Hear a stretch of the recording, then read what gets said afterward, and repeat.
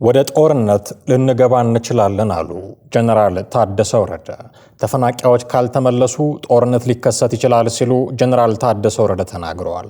ጀነራሉ ነገሩ ከቁጥጥር ውጭ እየወጣ ነው በማለትም አስጠንቅቀዋል። ጀነራሉ የህፃጽን ወቅታዊ ሁኔታ በተመለከተ መግለጫ በሰጡበት ወቅት ነው ይህን ማስጠንቀቂያ ያቀረቡት። ለረሃቡ ዘላቂ መፍትሄ ተፈናቃዮችን መመለስ ነው ያሉት ጀነራሉ ይህ ካልሆነ ግን ጦርነትን ማስቀረት አይቻልም በማለት ህወሓት በተፈናቃዮች ምክንያት ጦርነት ሊከፍት እንደሚችል ፍንጭ ሰጥተዋል። ነገሮች በዚህ ከቀጠሉ ከቁጥጥር ውጭ ይሆናሉ ሲሉ የቀጠሉም ሲሆን በዚህ ዓመት የግድ ተፈናቃዮቹ ወደ ቀያቸው መመለስ አለባቸው ብለዋል። ይህ ካልሆነ ግን ጦርነት መፍትሄ ሊሆን ይችላል ሲሉም አስጠንቅቀዋል። ፕሬዝዳንቱ በሰጡት ማብራሪያ ህጸጽን ጨምሮ በትግራይ ውስጥ ባሉ 146 የተፈናቃዮች መጠለያ ጣቢያዎች የሚገኙ ተፈናቃዮች በከፍተኛ ችግር ላይ እንደሚገኙም ገልጸዋል። ከረድኤት ድርጅቶች የሚሰጠው እርዳታ በወር 16.1 ኪሎ ግራም መሆኑን የጠቀሱት ፕሬዝዳንቱ ተፈናቃዮቹ ለወፍጮ፣ ለልብስ፣ ለጨውና ለሌሎች ወጪዎቻቸው የሚሸፍኑት ከዚሁ ከሚሰጣቸው ወርሃዊ የእህል ድርሻ በመሆኑ ለከፍተኛ ማህበራዊ ችግር መጋለጣቸውን ተናግረዋል። በህጻጽ መጠለያ ጣቢያ የደረሰውን የረሃብ አደጋ በማስተጋባት ዓለም አቀፉ ማህበረሰብ እንዲያውቀውና አጀንዳ እንዲሆን ላደረጉ የማህበራዊ ሚዲያ አንቂዎች ምስጋናቸውን ያቀረቡት ሌተናል ጀነራል ታደሰ ወረደ የጊዜው አስተዳደሩ ካቢኔ ይህንን አደጋ በቀጥታ የሚከታተል በፕሬዝዳንቱ የሚመራ ቡድን አዋቅሮ ወደ ስራ መግባቱን አስታውቀዋል። በትግራይ ከጦርነቱ በፊትም ሆነ በኋላ 1.1 ሚሊዮን ተፈናቃይ ህዝብ መኖሩን ያብራሩት ፕሬዝዳንቱ ከዚህ ውስጥ 891 ሺህ የሚሆኑት በትግራይ ውስጥ የሚገኙ ሲሆኑ የምዕራብ ትግራይን ሳይጨምር በመላው ትግራይ በሚገኙ 146 መጠለያ ካምፖች ውስጥ እንደሚገኙም ገልጸዋል። በህጻጽ መጠለያ የሚገኙ ተፈናቃዮች አብዛኞቹ ከምዕራብ ትግራይ የመጡና የተለያዩ ችግሮችን የተሸከሙ መሆናቸውን በወቅቱ ደህና የነበሩት አሁን የደከሙ ሲሆን ደክሞ የነበሩት ደግሞ በህይወት የሌሉ መሆናቸውን ገልጸዋል።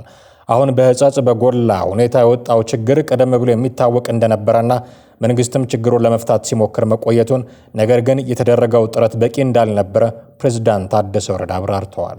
በተፈናቃዮች ላይ እየተደረገ ያለው ጥረት አስቸኳይ የህይወት አድን ተግባር እንጂ ዘላቂ መፍትሄ አለመሆኑን የገለጹት ፕሬዝዳንቱ ዘላቂ መፍትሄ ሊሆን የሚችለው ተፈናቃዮች ወደ ቀያቸው ተመልሰው ራሳቸውን እንዲችሉ ሲደረግ ብቻ ነው ብለዋል። ተደጋጋሚ ችግሮችን ከምንጩ ለማድረቅ መስራት እንደሚያስፈልግና የችግሩን መነሻ ለይቶ ማወቅ ወሳኝ መሆኑን ሌተናል ጀነራል ታደሰ ጠቁመዋል። ፕሬዝዳንቱ በመግለጫቸው የተፈናቃዮች ህይወት እየተጠበቀ ያለው ከመንግስታዊ ካልሆኑና ከሌሎች የረድኤት ድርጅቶች በሚገኝ እርዳታ ብቻ ሳይሆን በየአካባቢው ያለው ህዝብ በሚያደርገው የመረዳዳት ባህል መሆኑን ገልጸው ይህም የትግራይ ህዝብ የመረዳዳት ባህል ከፍተኛ መሆኑን ያሳያል ብለዋል። የጊዜው አስተዳደሩ አሁን ባለው አቅም የመንግስት ሰራተኞችን ደሞዝ ለመክፈል እንኳን እየተቸገረ በመሆኑ ተፈናቃዮችንም ሆነ በችግር ላይ ያለውን ማህበረሰብ ለመርዳት የተቀናጀ የገቢ ማሰባሰብ ስራ እንደሚጀምር ገልጸዋል። የ2018 ዓ.ም የጊዜው አስተዳደሩ ዋና እቅድ ተፈናቃዮቹን ደህንነቱ በተጠበቀ ሁኔታ ወደ ቀያቸው መመለስና ችግራቸውን በዘላቂነት መፍታት መሆኑን የገለጹት ሌተናል ጀነራል ታደሰ ይህንን ተግባራዊ ለማድረግ የፌዴራል መንግስት መላው የኢትዮጵያ ህዝብ እንዲሁም አደራዳሪ ተቋማት በቁርጠኝነት እንዲሰሩ ጥሪ አቅርበዋል። በጸለምቲ አካባቢ የተደረገው የተፈናቃዮች የመመለስ ሂደት ላይ የታዩ ችግሮች በምዕራብ ትግራይ ተፈናቃዮች ላይ እንዳይደገሙ መስራት እንደሚያስፈልግም ገልጸዋል። የሚደረጉ እርዳታዎች ግን ቀደም ሲልም ሲደረግ እንደነበረው በአደጋ ስጋትና ዝግጁነት ኮሚሽን በኩል የሚከናወን መሆኑን ጠቁመዋል። በጤና ረገድ ደግሞ ህዝቡ የጤና መድህን ተጠቃሚ በማድረግ ዓመታዊ ክፍያውን እንዲፈጽምና ነጻ የሕክምና አገልግሎት እንዲያገኝ ማድረግ እንደሚያስፈልግ ፕሬዝዳንቱ ገልጸዋል። ሌተና ጀነራል ታደሰ ወረደ ያጋጠመውን አደጋ ለመመከት ሁሉም ወገን እንዲረባረብ ጥሪ በማቅረብ መግለጫቸውን አጠቃለዋል።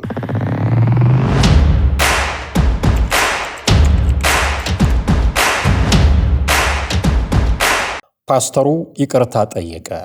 በቀን 13 4ኛ ወር 2018 በጄፒኤስ ቸርች የአንዲት እህት ምስክርነት በቤተ ክርስቲያናችን የማህበራዊ ድረገጾቻችን ላይ የተለቀቀ መሆኑ ይታወቃል። በምስክርነቱ መሃል ስለ ፍቼ ሰላሌ ከተማ የተነገረው ንግግር ተቆራርጠው በተለቀቁ ቪዲዮዎች ምክንያት ከአውድ ውጪ በመተርጎሙ ቪዲዮው በአንዳንድ ወገኖቻችን ዘንድ ቅሬታ እንደፈጠረባቸው ለመገንዘብ ችለናል ብለዋል የጂፒኤስ ቸርች ባወጣው መግለጫ። ቀጥሎም የጂፒኤስ ቤተክርስቲያን ሁሉንም የማህበረሰብ ክፍል የምታከብርና በእኩል የምትመለከት ቤተክርስቲያን ነች። ብዙ ሰዎችም ከተለያዩ የዓለማችን ክፍሎች እንዲሁም ደግሞ በሀገራችን ካሉት ሁሉም ክልሎች እየመጡ በቤተክርስቲያናችን እንደሚካፈሉና በዚያ የሚለቀቀውን ጸጋ የሚጠቀሙ መሆኑ ይታወቃል። ነገር ግን የዚህ አጭር ቪዲዮ መልእክት መላውን የፍቼ ሰላሌን ህዝብ የሚመለከት ሳይሆን እንደማንኛውም የሀገሪቱ ክፍል ያለውን የክፉ መናፍስት ሥራ መቃወምን መሰረት ያደረገ መሆኑን ማስገንዘብ እንፈልጋለንም ብለዋል በመግለጫቸው። ከዚህ ባለፈም በየትኛውም ከተማ ይሁን ሀገር ያሉትን የመናፍስትና የአጋንንትን አሰራር መቃወማችን በዚሁ አግባብ እንዲታይ እንላለን። ከእግዚአብሔር እንደሆንን ዓለም በሞላው በክፉ እንደተያዘ እናውቃለን በማለትም ገልጸዋል። ስለዚህ በአካባቢው ከሚኖረው ማህበረሰብ ባህልና እሴት ጋር ምንም አይነት ግንኙነት እንደሌለው እንገነዘባለን ያለው መግለጫው፣ እንዲህም ሆኖ ሰሞኑን በተለቀቀው ቪዲዮ ቅር ለተሰኙና ጉዳዩን በትክክለኛ ላልተረዱ አንዳንድ ወገኖች ቤተክርስቲያናችን በጌታ ኢየሱስ ፍቅር ትልቅ ይቅርታ የምትጠይቅ መሆኑን ለመግለጽ እንወዳለን ብለዋል። ከዚህ ቅርታ በፊት የሰሜን ሸዋ ኮሚኒኬሽን መግለጫ አውጥቶ ነበረ። በዚህ መግለጫ ላይ የሰሜን ሸዋ ዞን አቃቢ ሕግ መምሪያ የሰላሌን ሕዝብ ክብር የሚነኩ ንግግሮችን አድርጓል የተባሉትን ፓስተር ሄኖክ ግርማን ለሕግ ለማቅረብ እንቅስቃሴ መጀመሩን አስታውቆ ነበረ። የፊቼ ከተማ አቃቢ ሕግና የከተማዋ ፖሊስ በቅንጅት በጀመሩት ምርመራ ከጉዳዩ ጋር በተያያዘ ወይዘሮ ባዩሽ አለማየሁ ከበደ የተባሉ ግለሰብ በቁጥጥር ስር ውለው ምርመራ እየተደረገባቸው መሆኑም ተገልጿል። የሰሜን ሸዋ ዞን አቃቢ ሕግ መምሪያ ኃላፊ አቶ ደምጦ ጣና በሰጡት መግለጫ የሚከተሉትን ዋና ዋና ነጥቦች አንስተዋል። አንደኛ፣ ብሔርን መስደብ፣ ስም ማጠልሸትና በህዝብ መካከል ሁከት የሚፈጥሩ ንግግሮችን ማድረግ በህግ የሚያስጠይቅ ከባድ ወንጀል ነው። ሁለተኛ፣ ፓስተሩ በአሁኑ ወቅት በሌላ ክልል እንደሚገኙ የጠቆሙት ኃላፊው ግለሰቡን በቁጥጥር ስር ለመዋል ከፌዴራል የህግ አካላት ጋር የቅርብ ክትትልና ንግግር እየተደረገ መሆኑን አረጋግጠዋል። ቀጥሎም የጀግኖች መፍለቂያ የኩሩ ኦሮሞ ህዝብና የተለያዩ ሃይማኖቶች በክብር የሚኖሩባት ሰላሌ ስም መነካቱ የህዝብ ቁጣ የቀሰቀሰ በመሆኑ ህጉ ተገቢውን ምላሽ ይሰጣል ብለዋል። አቃቢ ሕግ መምሪያው የህግ የበላይነትን ለማረጋገጥ አስፈላጊውን እርምጃ ሁሉ እንደሚወስድና የምርመራውን ውጤት በየጊዜው ለህዝብ ይፋ እንደሚያደርግም በዚሁ መግለጫ ላይ አስታውቀዋል።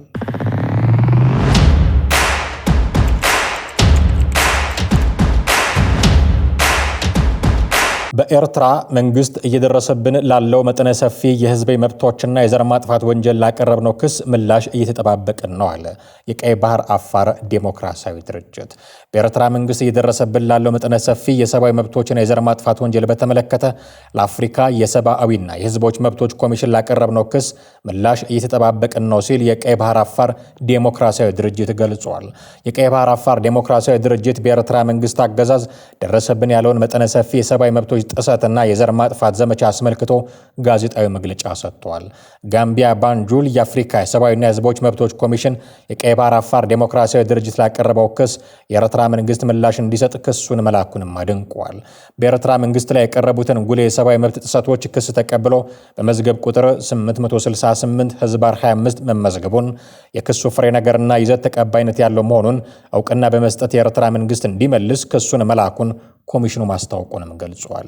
የድርጅቱ ሊቀመንበር ኢብራሂም ሃሩን በመግለጫቸው እንደተናገሩት የኤርትራ መንግስት በደናክል አካባቢ በቀይ ባህር አፋር ህዝቦች እየፈጸመ ያለው መጠነ ሰፊ ስልታዊ መንግስታዊ መርና ቀጣይነት ያለው የሰብአዊ መብቶች ጥሰትና የዘር ማጥፋት ወንጀል ከቀን ወደ ቀን እየተባባሰ መጥቷል ብለዋል። በአሁኑ ወቅት እየደረሱ ነው ካሏቸው የመብት ጥሰቶች መካከልም ከህግና ከፍርድ ውጭ ግድያዎችና ዘር ተኮር ጭፍጨፋ ማካሄድ፣ ያለ ፍርድ ማሰርና ማሰቃየት፣ በሺዎች የሚቆጠሩትን መሰወር፣ የግዳጅ ወታደራዊ ምልመላ ማከናወን መሆናቸውን ለአብነት ጠቅሰው በተለይም ከ300 ሺህ በላይ ቀይ ባህር አፋር ህዝብን ማፈናቀልና ጾታዊ ጥቃትን ያገዛዙ የአፈና መሳሪያ አድርጎ መጠቀሙን ጠቅሰዋል። በተጨማሪም ከሀገሪቱ ፖለቲካዊ አስተዳደር ማግለል፣ የቀይ ባህር አፋር ህዝብን ማንነትና ባህል ማጥፋትና ኢኮኖሚያዊ መብቶችን መጣስ ተጠቃሽ መሆናቸውንም ተናግረዋል። በዚህም ድርጅቱ የአፍሪካ ሰብአዊና ህዝቦች መብቶች ኮሚሽን ከ1993 ጀምሮ በኤርትራ መንግስት እየደረሰባቸው ያለውን የሰብአዊ መብቶች ጥሰት ክስ ማቅረባቸውን ገልጸዋል።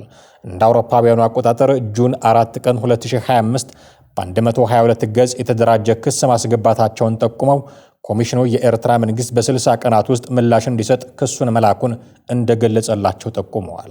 በክሱ ከተቀመጡት ማስረጃዎች መካከል በድርጅቱ የተከናወነ የሰብአዊ መብት ምርመራ ግኝት፣ በተባበሩት መንግስታትና በአፍሪካ የሰብአዊና ህዝባዊ መብቶች በኤርትራ ላይ የተደረጉ ምርመራዎች፣ ግኝቶችና ማስረጃዎች፣ የመብት ጥሰት የደረሰባቸው የቀይ ባህር አፋር ተጎጂ ወገኖች እንዲሁም በዓለም አቀፍ የሰብአዊ መብት ድርጅቶች የተገኙ የሰብአዊ መብት ምርመራዎችን ማቅረቡንም ተናግረዋል። ድርጅቱ የአፋር ህዝብ ከሚደርስበት መከራ ለማዳን የዓለም አቀፍ መገናኛ ብዙሃን ድምፅ እንዲሆኑት አህጉራዊና ዓለም አቀፍ የሰብአዊ መብቶች ተቋማት፣ የተባበሩት መንግስታት ድርጅት፣ የአፍሪካ ህብረት ትኩረት እንዲሰጡንና የኢሳያስ መንግስት ላይ ህጋዊ፣ ዲፕሎማሲያዊ፣ ሰብአዊና ፖለቲካዊ እርምጃ እንዲወስዱ እንዲሁም ተጽዕኖ እንዲያሳድሩ ለማድረግ ያለመ መሆኑን ተናግረዋል።